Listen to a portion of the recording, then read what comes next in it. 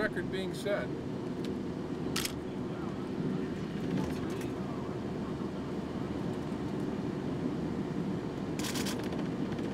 Just south of Odell. 95.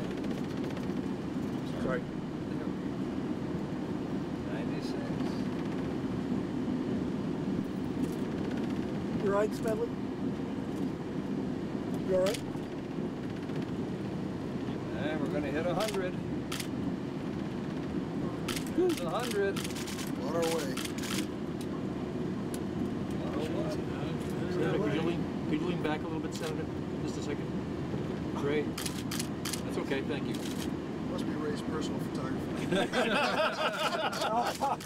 got your back. I've got your back. There we are. 106. 107. Wait. It's going the way we can.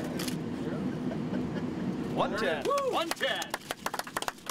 This is the first time we're going to have an opportunity to travel 115 miles an hour, 110 miles an hour in Illinois.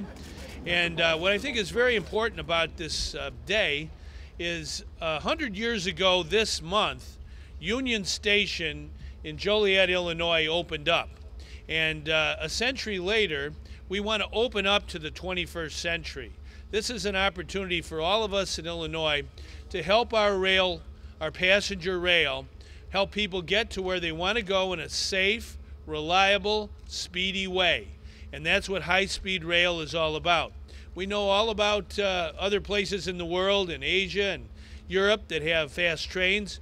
We've got to do it here in America. And we're grateful to our president, President Barack Obama, from the state of Illinois, who understood and had a vision that we need to make sure that high-speed rail is part of the American transportation system.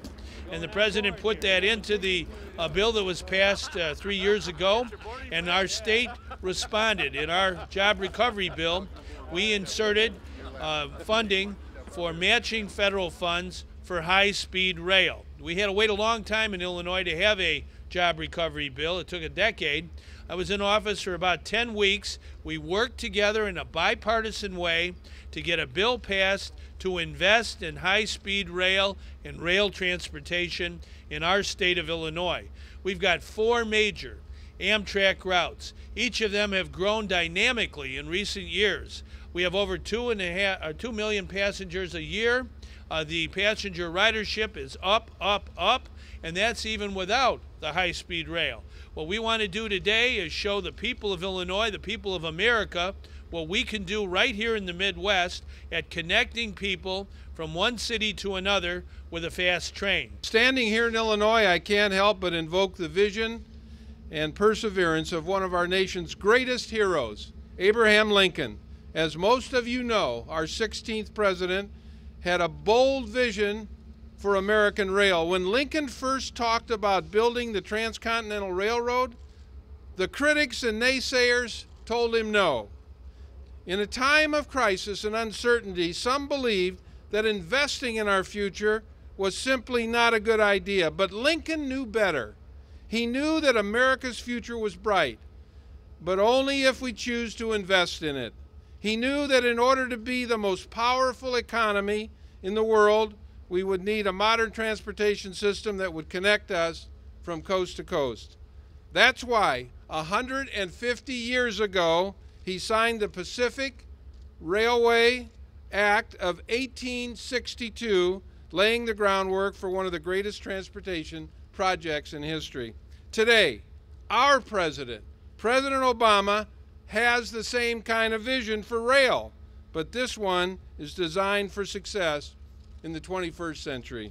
Across the country, we're investing in modern rail networks that will help our economy grow and have already helped our economy grow.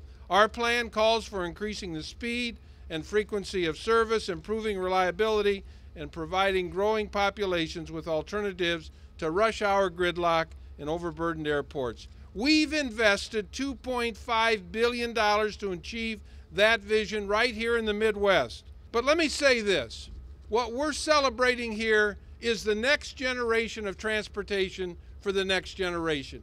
That's President Obama's vision. That's what he's been about.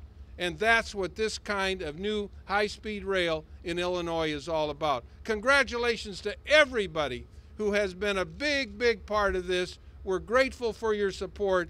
We have put Illinois on the map for the next generation of transportation, for the next generation. Folks, I got railroads in my blood.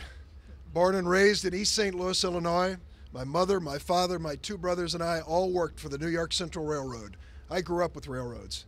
I believe in railroads. When I was elected to the United States House of Representatives and to the Senate, I never gave up on the dream that America could modernize its passenger rail transportation system and rival the countries all around the world that were still committed.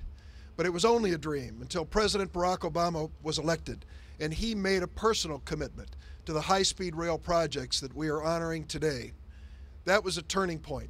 Fortunately for us, we had a Secretary of Transportation in Ray LaHood who knew how to find Illinois and who got plenty of phone calls when it came time to allocate the money.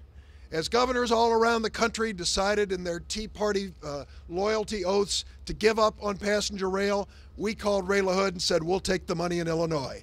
And we did. Now those governors can stand by as a 110-mile train goes by and wave at it if they'd like. They can be our guest. And I think the lesson here is really basic. For those who don't believe that President Obama's stimulus package created jobs, economic development, and an infrastructure for the 21st century, get on the train.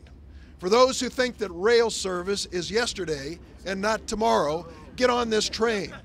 And for those who don't believe that we can come together as a nation and build an infrastructure to serve us for years to come, get on this train.